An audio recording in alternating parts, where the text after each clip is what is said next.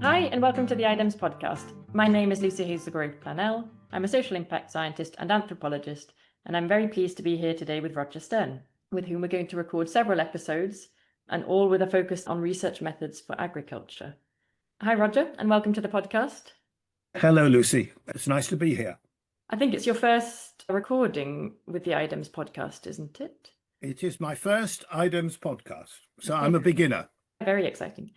Now, you were part of the research method support team for the first 10 years or so, I think, of what was at the time the Collaborative Crops Research Programme, which is now the Global Collaboration for Resilient Food Systems.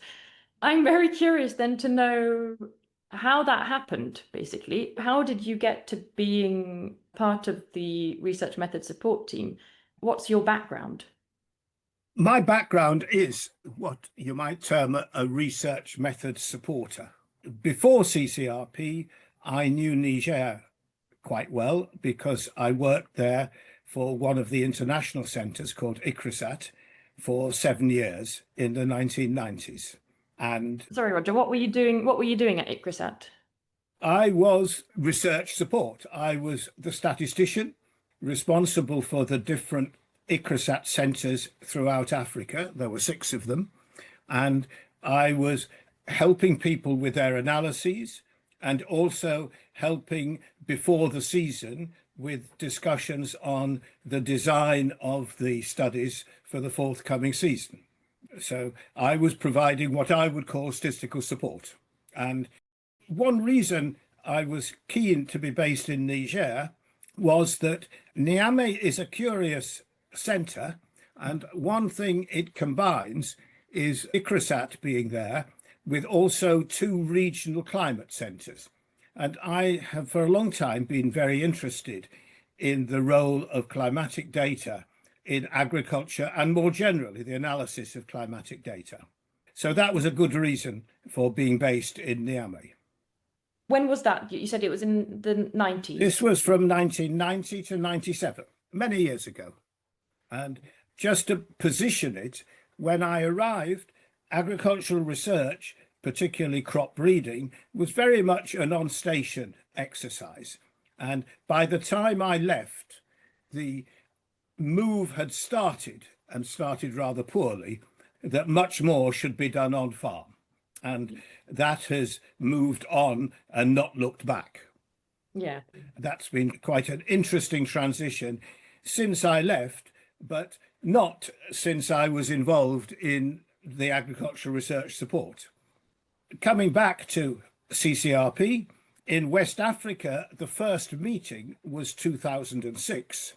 Yeah, exactly. So what were you doing between 97 and 2006?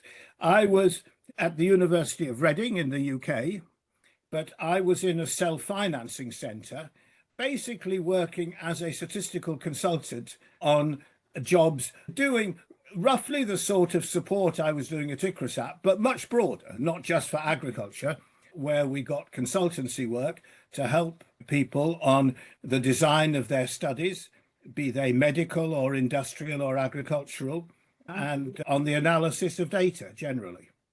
I've tended now recently to call myself a data scientist because statisticians are a rather unpopular species and people say they don't like statistics. They don't seem to be so fazed by data science, and the overlap is sufficiently great. I like to think of myself as a data scientist now. Well, it's interesting. You mentioned that when you were at ICRISAT, even you were supporting people design their trials. And to me, I don't always see that as being something that a statistician would do. It feels like a data scientist is more general, and so they would be able to support in these other things. That's interesting you say that. I see one of the distinctions between a statistician and a data scientist is that a data scientist often starts with the data, whereas the statistician, if they're a good statistician, starts with how to collect the data and should be advising on that.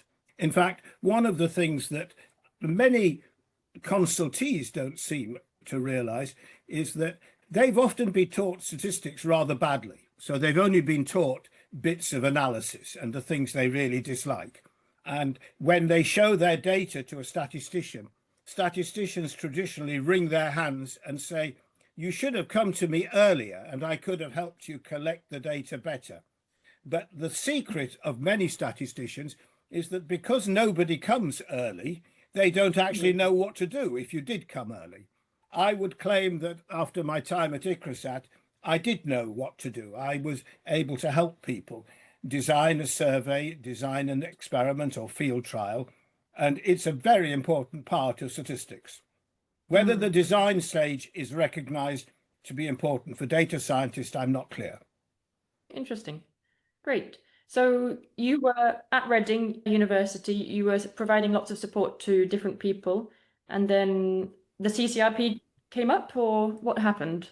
The first meeting of CCRP was in 2006, and it started with a community of practice meeting, and I think they continue, a one-week meeting.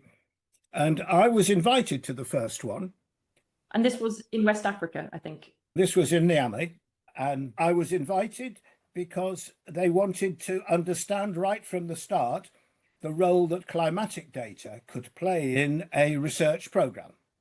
So I was invited to give a day on climatic data in agricultural research, if you like, which I did. And I have to say, it's now 20 years since CCRP began, and nothing much has changed on climate. We had another interesting initiative 6 years later when I was fully involved in the research support, and the farmers' organizations said not knowing about climate variability was one of their failings, and we then tried to do something else. But really, it's been kept apart from the research, as it is for a lot of agricultural research. I was going to ask, is that a general agricultural research problem? I think so. And many years earlier, I spent a year in Nigeria where I was asked to learn about climatic data because the vagaries of rainfall are one of the main reasons for variability of yields in agricultural field trials. And so you would think that something which causes a lot of variability would be studied quite a lot, and it isn't. But never mind. People are much more interested in studying the things they can control than the things they have to put up with. Yes. Continuing my story, I gave my one day, which has had very little influence. Just one day? It was one day within the week. So it was a very nice opportunity right from the start, and it didn't work out very much. When you say one day within the week, in the community of practice in West Africa, we have a big community of practice meeting every year, which involves many different activities. And it sounds like that's the week you're talking about then. That is exactly the week. And often I think you have themes in particular community of practice. So mine was a theme in the first one. Exactly, okay. And in 2008, a researcher in Niamey, who I think was now a grantee from CCRP, called Bettina Hausmann, who continues to be very well known to the program in West Africa. Well, she's currently the scientific lead and has been, I think, for quite a while of the program, the community of practice in West Africa.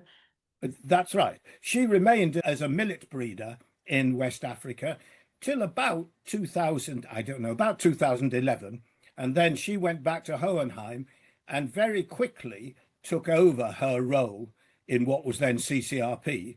And I think it suited her very well, and she was brilliant at the role. So I'm not surprised that she's continued. Yeah. So she asked whether we could give the researchers in the young CCRP some training in statistics, because that was demanded. After this workshop? Yes, this was, I think, in 2008. And I gave a one-week training course in Burkina Faso to various invitees from the three countries, Mali, Burkina, and Niger.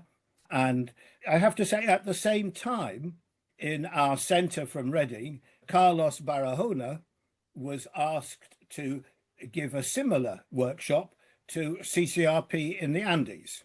Ah, okay, interesting. And so we gave those two workshops at the same sort of time, and this caused a surprise to the powers that be, the management of CCRP. And the surprise was that the participants had quite liked receiving their statistics course. I think the management of CCRP was amazed that anybody would like statistics, and the grantees had certainly not liked much statistics before. And I would claim, I think, that this was the beginning of discussions that the Statistical Services Centre at Reading University and the CCRP management had, which led to the role that now continues with the organisations that have grown from Reading providing research method support. Exactly. So our current partners, as IDEM, our current partners in providing research method support are Stats for SD, Statistics for Sustainable Development, who Carlos Barahona is the current director, I think, of. That's correct. And Stats for SD, like IDEMS, spun out of SSC, which was totally within the University of Reading. And so these were two spin-outs which continue, and between them, they handle this research method support for, you must tell me what CCRP has become, because it was CCRP when I left it. The Global Collaboration for Resilient Food Systems, or CRFS for short. So my involvement in the early years was very much on the mixture of attending the inception meetings, which was then what happened after a grant was given to try and conceptualize the research. Yeah, and these meetings are really important even now. It enables partners to come together to plan what they're going to do, to make sure that they're all in agreement. Yes, and I think from the beginning, and I think it's continuing, I found that at those meetings, the grantees were sometimes feeling slightly uncomfortable that the grant was taking them outside their comfort zone, particularly in the collaborative work they were being asked to do, but also in some of the activities that they designed. And I think that that was always an exciting part of the work. So we then were involved very much in the analysis of the data that came. I have to say that I understand now things have moved quite a lot. There were not so many students in my day who were central to the research. And so we were often working with the researchers from INRA in Burkina, from IER in Mali, and from INRAN in Niger, as well as from the university. So we were often working with the staff, and there would be some work for a PhD student, but I understand it's very much more a student activity in the more recent grants, or they're more central, maybe. It depends on the project. Some of the really older projects who started back when CCRP was created, and there's other podcast episodes about Professor Bauer, for example, telling how he developed this whole huge team across the three countries, Mali, Burkina Faso, and Niger, using this human wealth of students and of PhD students supporting masters or undergraduates. So there's a big wealth of students definitely in the CRFS as it is now. And they are very much encouraged too within the community, as they are the researchers of tomorrow. That's right. And people like Bauer were in my day when I was looking after it. Bauer, and also on food systems, Mustafa in Niger as well. Bauer is Fumigaskia, is that correct? No, he is the lead for Sahel IPM, the Integrated Pest Management Project, which used to be called GMEM, I think, because it wasn't looking at all pests, it was specific for one. It's still what I was involved in. And I think that's one of the features of the research programme that's been very welcome, that often the donors come in for 3 years and then they leave.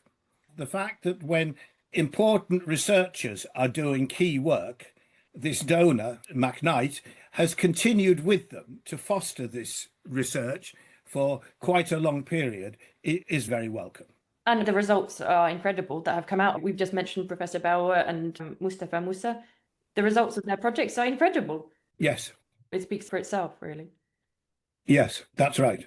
I was going to mention on the research support, I found compared to many other agricultural projects, this research support component was a feature of the McKnight support, which was not done in many other projects that were often on a much bigger scale.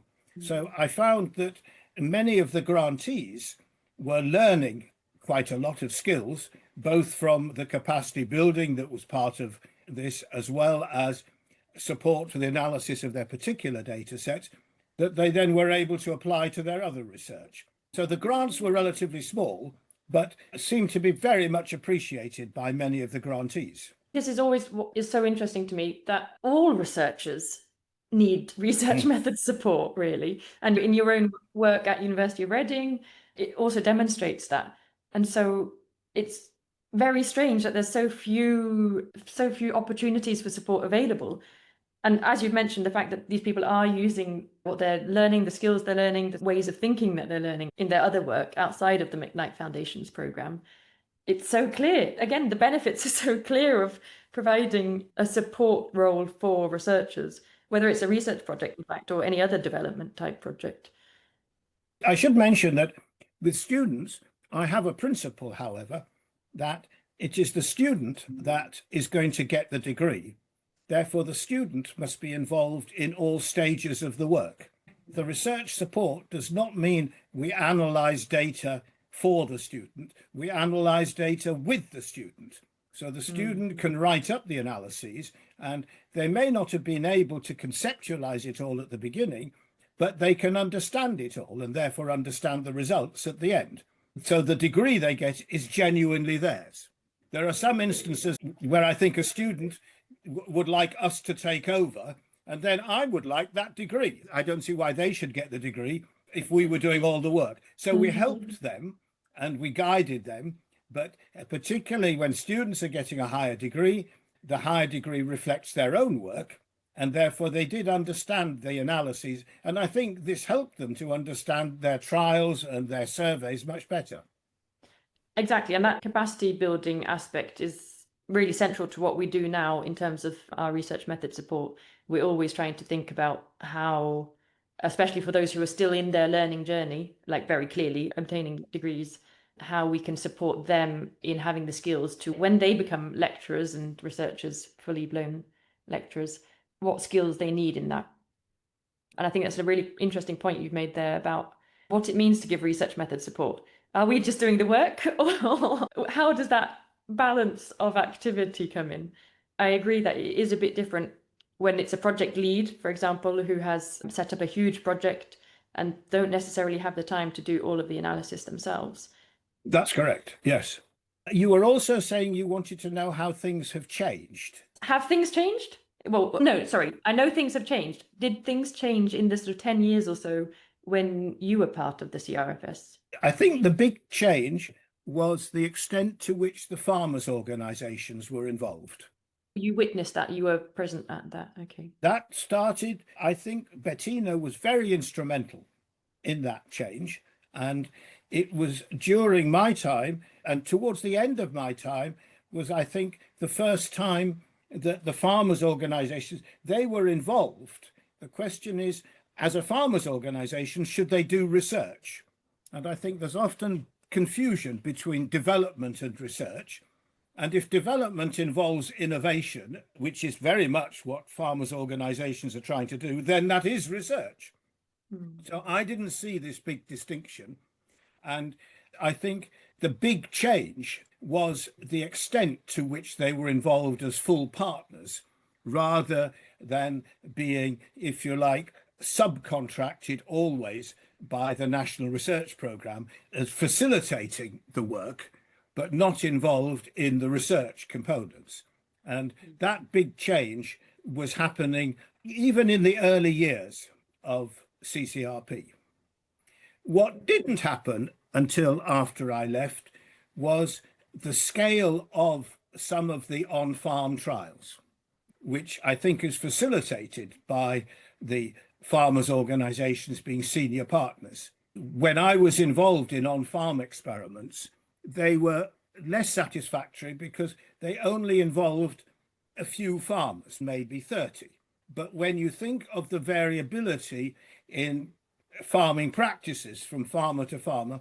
30 is if each farmer has one replicate of some treatments. 30 sounds quite a lot, but in terms of the on-farm experiments, the farmers' practices were sufficiently different that 30 was rather small. And this fitted in with the new ideas of options by context, where the context for different farmers was sufficiently different that one actually didn't want to learn about farmers as a whole. Your interest was not what was the best treatment, but what were effective options for different farmers or for different types of farmer. Exactly. And the environment they're in, the sort of soil types, perhaps the household size, it's the household's interest that they want to maximize one thing over another, all of those sorts of contexts. Yes, that's right. Could they get a loan? Could they afford fertilizer? Some farmers actually worked as laborers at the beginning of the season. Therefore, they couldn't do early planting on their own fields. So there were all sorts of different pressures on the different types of farmer, and one wanted to have solutions that suited as many as possible. And we'll no doubt talk more about options by context at another moment.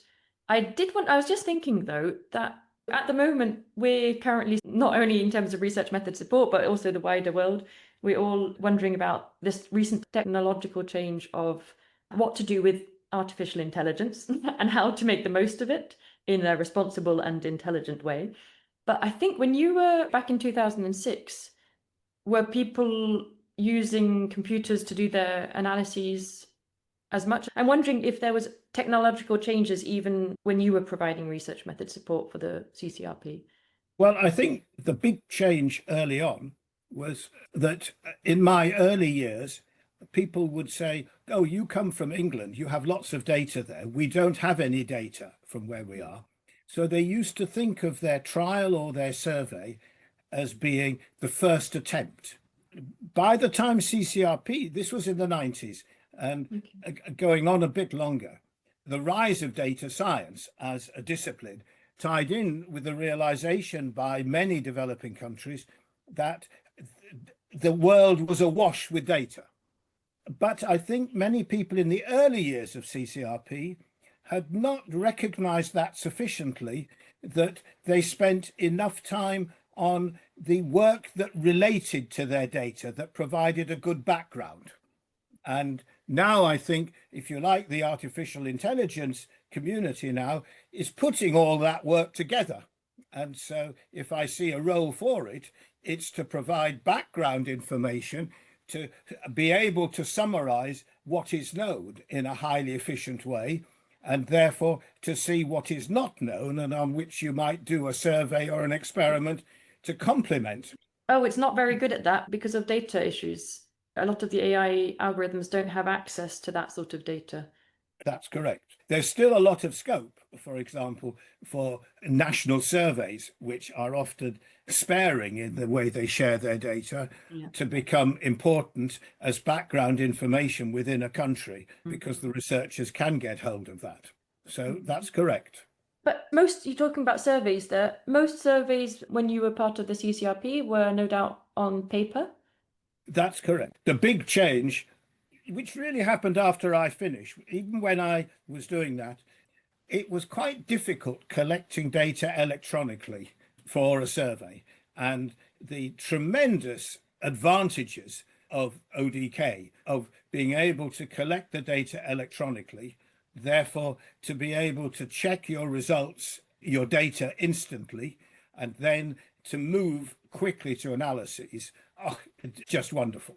You still have to be very careful. The data you collect electronically is carefully collected and good quality, but the tremendous benefits of not having to computerize the data is just wonderful. There are some problems with it too, in the sense that when people collect data on a computer or on a phone, they tend to give less information. For example, I'm an anthropologist, so I'm more interested in the longer answers where people elaborate a bit more.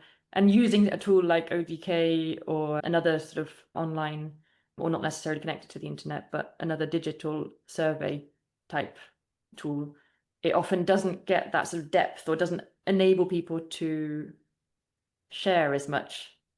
But I think there are ways of using the tools, even just by using the recorder, the voice recorder aspect of the tools, to get that same information, which is interesting. I would argue that I agree with that. And I've seen many recent surveys where some people have not given an answer or given a one-word answer, while others have given a paragraph. I think I would claim those examples, the failings are much more with the team collecting the data and the way they ask the questions. It's very easy to blame the data collection tool. Absolutely. Having stories that are paragraphs is very important and complements the summaries, and they should be asked in slightly different ways. Well, we're in agreement there. Roger, this has been fascinating. We will continue our conversations in future episodes. It's been a pleasure. I have many more questions for you, and I really look forward to hearing more of your stories and more of the changes, more of the depth of what you were working on. I look forward to them too. Thank you for now. Thank you.